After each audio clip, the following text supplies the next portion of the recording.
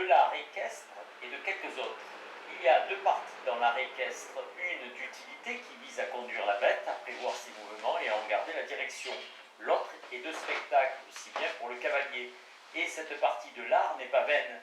Ce n'est pas peu de choses que de se sentir assuré, ce qui s'obtient par les jeux et exercices, où l'on se plaît à changer l'animal aussi aisément que l'on change son propre corps. Et il n'y a certainement point d'action où les mouvements de l'instinct soient plus directement et continuellement menaçants, puisqu'ils dépendent des sursauts d'un animal puissant et maladroit. Ainsi, l'animalité est à la fois séparée de l'homme et jointe étroitement à l'homme, ce qui propose la plus juste image de la volonté et des passions.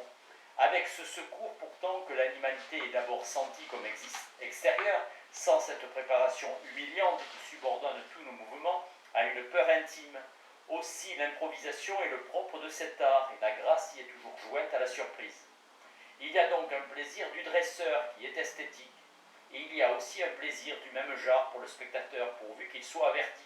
Autrement, il ne connaîtrait ni la difficulté ni le danger de l'action, et il y verrait quelque chose d'artificiel et de laid. Il faut remarquer ici que la vraie élégance, qui est puissance mais cachée, semble souvent gauche et laide au premier regard. Il s'en faut de beaucoup que l'œil saisisse aussitôt la liaison du cavalier à la bête. En tout art, il y a ainsi un petit effort qu'il faut faire contre la première impression. La même difficulté se retrouvera dans la mimique et dans les danses étudiées, où il arrive que l'on reçoive d'abord une impression pénible. Et cela est propre à cette espèce d'art qui n'est spectacle que par accident, et où l'homme qui danse ou agit est le meilleur juge. Aussi, ne faut-il jamais juger de la danse si on ne danse soi-même. Ce genre d'art a pour objet le corps humain, et pour spectateur celui-là même qui danse ou s'exerce. Cette remarque s'applique à l'art de l'escrime, où l'on discerne aisément l'utile et le beau, quoiqu'ils doivent s'accorder finalement. Il est connu que la meilleure position d'escrimeur, j'entends la plus favorable au départ vif, à la parade, à la feinte, à quelque chose de pénible pour le spectateur non éduqué. Il y a donc un art de plaire qui n'est pas l'art véritable, et une escrime de théâtre, pour tout dire. Ainsi, il y a une ambiguïté au sujet du naturel. Le naturel est changé par l'opinion vulgaire, je veux dire par ce genre de spectacle qui n'est pas confirmé par l'œuvre. Et tel est l'art du comédien, le plus flatteur, le plus facile, le plus faux, et qui veut régir tous les autres. Ainsi, le dessin du faucheur, je dis le vrai et beau dessin, n'est pas toujours celui qui plaira au premier instant. On peut prendre pour conventionnelle l'attitude de l'escrimeur et celle du cavalier, comme aussi la pose du cheval, si l'on n'a pas assez regardé et surtout si l'on a joué cette mimique soi-même. Mais distinguons ici deux mimiques, celle qui fait quelque chose et celle qui ne fait rien qu'exprimer. Le dernier juge, c'est la passion qui doit être vaincue. Ainsi, l'amour doit être apaisé après la danse, et la colère après l'escrime, et la peur après l'équitation. Ce qui fait bien voir que l'art n'exprime pas du tout les passions, mais les passions vaincues. Le beau a deux aspects, la puissance et la paix. Le beau cheval n'est fougueux qu'assez pour que la maîtrise se montre, un peu de plus, et l'art du cavalier périt. Il reste à savoir ce qui subsiste de l'art du peintre, soit qu'il copie un modèle ou l'autre. Des acrobates. Il n'y a pas toujours de la beauté dans les spectacles acrobatiques. Souvent, on n'y trouve que l'anxiété ou bien des désirs peu avouables, ou bien le plaisir impur qui vient de ce que l'on considère étant soi-même à l'abri, mais vieux et faible, le péril d'un être jeune et fort. Dans ces cas-là, si l'acteur n'est ni beau ni laid, et seulement émouvant, le spectateur est bien laid. Mais nous traitons de la beauté acrobatique, et disons que la puissance, le calme, le tranquille gouvernement de soi dans les actions difficiles et dangereuses ont toujours quelque chose de beau. Le naïf langage dit toujours que le courage est beau, ou avant de dire qu'il est bon. Cela trouve son application au jeu du cirque, car presque toujours l'acrobate cherche encore plutôt à plaire qu'à émouvoir. C'est là son honneur propre. De là des sourires et des saluts un peu ridicules, si on les prend seuls, parce qu'ils sont étudiés, mais beaux par relation. Il faut toujours que ces danses périlleuses commencent et s'achèvent par le sourire, et ces grâces d'opéra signifient deux choses au moins. Premièrement, une belle réaction, et très sage contre la peur, contre la maladresse, contre la timidité enfin, et contre la témérité pour tout dire, et cela donne une fière idée de la puissance du corps et de la puissance du vouloir en même temps. Mais deuxièmement, ces sourires et ces gestes mesurés et arrondis sont par eux-mêmes une bonne préparation des muscles comme sont les saluts compliqués de l'escrimeur avant l'assaut. Ainsi, l'acrobate, en se montrant tel qu'il veut paraître, devient ce qu'il veut paraître, et ce rapport qui définit toutes les vertus se montre assez dans ces mouvements de ballerine, qui n'ont tout leur sens qu'ici. Si l'on veut bien considérer que l'acrobate a son imagination pour ennemi, en ce sens précis que tout mouvement passionné le précipite, on trouvera à mieux comprendre, d'après cet art soumis aux conditions les plus impérieuses, comment la beauté, selon une formule célèbre, résulte de l'accord de l'imagination et de l'entendement en leur libre jeu.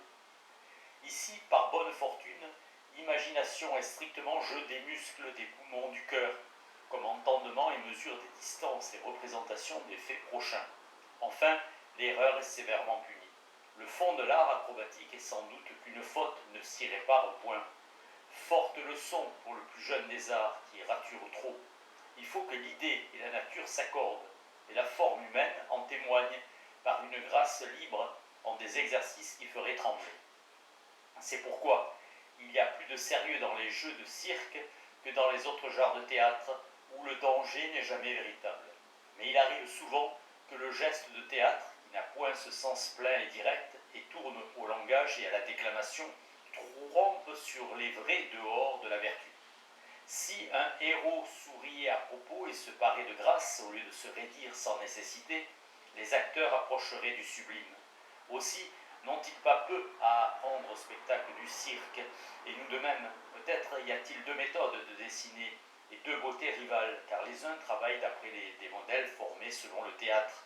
Aussi, surprend-on alors le contraste bien risible entre les jeux de force hors de propos et des muscles mal nourris ou faibles, et qui aura fait cette remarque une fois rira bien des tragédies peintes et des tragédies mimées et parlées. D'autres considèrent de préférence les acrobates, équilibristes et jongleurs, en qui tout au contraire on saisit la force des muscles jointes à la grâce et au naturel.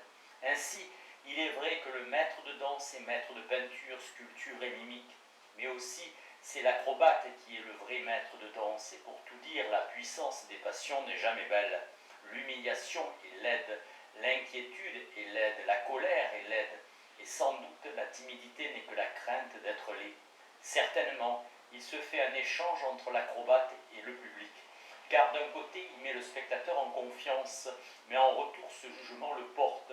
Il ne se tiendrait point au milieu d'une panique. Un cri le ferait tomber peut-être, mais aussi, il a tellement disposé le public par sa danse arrondie et lié qu'un tel cri ne puisse plus sortir. Ainsi est l'homme du monde, dans sa danse propre, sûr d'être agréable aux autres et à lui. Acrobate plus d'une fois et bon acteur de vraie tragédie. Et c'est où le bon roman prend ses modèles. Ainsi la danse acrobatique se déroule d'un art à l'autre si l'on regarde bien, et la main qui dessine selon une telle discipline danse encore comme il sera dit. Et ce n'est pas trop de cet applaudissement aux grâces du cirque, car le fil de fer ne ment point ni le trapèze. De la danse amoureuse. Outre que les scènes d'amour, quand elles sont laissées à l'instinct et aux passions, troublent profondément le spectateur, elles sont naturellement inquiétantes pour une femme qui n'est pas folle d'orgueil ou de colère. Mais les signes de l'amour sont plaisants à regarder, pourvu qu'en éveillant les passions, en même temps il les compose et les modère. L'amour éclaire le visage et apaise par les images de la confiance et du bonheur. Mais de même que ce genre de désir veut être contenu et assuré en vue de la paix familiale, de même dans les apparences, il est bon que l'animal ne se montre pas trop, et enfin qu'il s'humanise. Car il est vrai qu'il y a de la convention dans l'expression humaine, et l'on pressent ici tout le prix de la comédie. En bref, l'amour humain ne réussit point sans égard ni précaution, car il vise loin. Il s'en faut bien que la pudeur s'arrête au sexe féminin et au geste de l'amour. Il y a de la pudeur dans la danse guerrière, ainsi qu'on l'a vu. Toutefois, comme l'amour est assujetti finalement aux lois animales, le danger de l'amour libre est plus visible peut-être que le danger de la guerre libre. L'ivresse ici est laide plus encore qu'ailleurs. C'est pourquoi la décence est aussi ancienne que le crime, et il faut trouver ici la première raison des costumes, sans lesquels il est bien difficile de soutenir les regards. Il s'y ajoute d'autres raisons, surtout pour la femme, née de la nécessité de conserver longtemps les signes de la jeunesse. Mais il faut voir que la laideur n'est pas moins dans le désordre des mouvements mouvement que dans les signes de l'âge que ce désordre fait si bien apparaître. Aussi l'on trouve en tout pays un appareil et un minimum de l'amour, et la danse villageoise s'explique toute si l'on tient compte de l'intérêt qu'il y a à soumettre les rencontres d'amoureux, et même leur première caresse à l'épreuve du spectacle public. Sans cela, il faudrait une frénésie pour vaincre la timidité. De là ces mouvements réglés et habituels que la musique conduit et rappelle. Jean-Jacques a bien vu que l'amour légitime devait naître là, mais il n'a pas dit assez pourquoi. Après cela, les ballets, qui sont comme les modèles de danse, n'ont plus rien qui étonne. Ajoutons que toute danse comme gymnastique délie et apaise. Ainsi, il faut dire que toute danse est honnête autant qu'elle est dense. Si elle apparaît quelquefois assez indécente à l'étranger, il devrait conclure que la danse est bien puissante, puisqu'elle permet beaucoup. Toutefois, il est à penser que la danse des salons est moins dense que la danse du village, attendu qu'elle n'occupe point assez. Au lieu que dans un bal de campagne, chacun peut observer les signes de l'attention sérieuse et de la décence la plus sévère. De quoi s'affranchissent mieux les œuvres peintes et surtout sculptées, car il est assez clair qu'il n'y a point tant d'impudence dans une statue que dans une danseuse. Pour expliquer ces nuances, je reviendrai volontiers à mes artistes de cirque, toujours si naturellement pudiques malgré le costume libre. Disons pour terminer là-dessus qu'il y a de la pureté toujours dans le sourire, puisqu'il représente le remède aux émotions vives, le signe humain par excellence. Maintenant, l'on voit assez que les politesses sont une danse simplifiée ou un souvenir de danse. Ainsi, la vraie pudeur n'est point la honte, mais tout au contraire un art composé contre la honte. Si la prudence est peur, elle n'est plus prudence. De la danse religieuse. Les gens passionnés refusent toujours de croire que l'attitude et le mouvement convenablement réglés modèrent même les passions les plus violentes et finissent par les apaiser toutes. Notre pouvoir est pourtant là, car c'est directement sur nos actions musculaires que s'exerce notre vouloir, sans aucun intermédiaire et sans aucun obstacle intérieur. Mais en revanche, nous ne pouvons rien par la pensée seule contre les orages musculaires. Ici, il faut que la pensée suive et que la colère de l'âme exprime seulement la colère du corps, ce que signifie clairement ce beau mot, la passion. C'est pourquoi l'idée si simple de desserrer les dents et les poings, de baisser la tête, d'incliner le corps, de plier les genoux, de mimer enfin contre la colère n'est jamais reçue directement. La religion enferme plus d'un secret, mais elle consiste principalement dans ces ruses traditionnelles par lesquelles l'animal passionné est occupé d'abord et apaisé bientôt jusque dans son âme par la vertu de la danse. Qu'il y ait des danses religieuses en certains pays, c'est un avertissement de mieux considérer les cérémonies de chez nous, les attitudes réglées, les silences, les paroles rythmées, les chants, les politesses, les processions. Il y a certainement dans la religion quelques décrets libres, un jugement qui choisit, une sorte de serment aussi. Ce sont les trésors du temple, mais un autre genre de foi qu'il vaut mieux appeler croyance vient plutôt par les effets.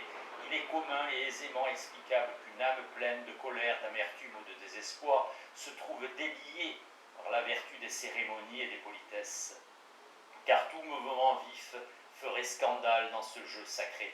Ainsi, le tragédien est pris par son rôle et conduit à éprouver la clémence, le pardon, le renoncement. La consolation va du dehors au dedans, et l'apaisement d'abord par cette attention de tous, par ce concert, par ces mouvements pleins de précaution. De là l'idée d'un Dieu extérieur, sensible, touché. L'expérience religieuse est assez riche, mais il faut la lire d'après une idée directrice. Je vous propose celle-là. La religion ainsi considérée est donc un art véritable, et bien mieux, l'art par excellence, si l'on regarde bien. Car les autres arts ne visent pas aussi droit, mais tous vont à nous délivrer des passions, comme Aristote l'a fait entendre de la tragédie, sans qu'il se soit trouvé assez de commentateurs pour tirer tout à fait l'idée hors de l'image. Tout art viserait donc à disposer le corps humain selon la sagesse, entendez selon la raison ou selon la paix, mais non pas tous directement, car les uns disposent le corps d'après des objets composés qui agissent sur les sens comme musique, peinture, ornement, édifice. Les autres, dont nous traitons maintenant, règlent directement les mouvements du corps en vue d'un plaisir déterminé. Mais déjà, il serait bien difficile d'expliquer les rites de la danse frivole et le plaisir qui en résulte sans découvrir le secret du maître à danser que lui-même ignore. Le secret du prêtre n'est que dans les moyens, car il vise le salut des âmes et il l'annonce. Ainsi le plaisir n'est plus la fin, et pourtant, qui oserait dire que la danse religieuse n'est pas celle qui plaît le plus? Mais il faut s'y mettre. Il n'y a rien de plus lié au dehors et au dedans que celui qui regarde danser. Du costume. Il est assez clair que le costume change les attitudes et les mouvements, toujours en les réglant et modérant. Cela est visible surtout dans les costumes d'apparat. Il suffit de citer les chapes, les manteaux de couronnement et l'ancien hausse-col des militaires. Le costume de religion vise à donner au corps l'immobilité sans contracture, ce qui se connaît principalement aux épaules, aux bras, à la tête. La chape s'oppose à ces mouvements de tête en arrière qui déplacent l'attention et permettent l'arrogance. Chacun comprend que la démarche et les moindres gestes dépendent de ces conditions imposées à la tête, aux épaules, aux bras. Observez que la messe diffère des vêpres.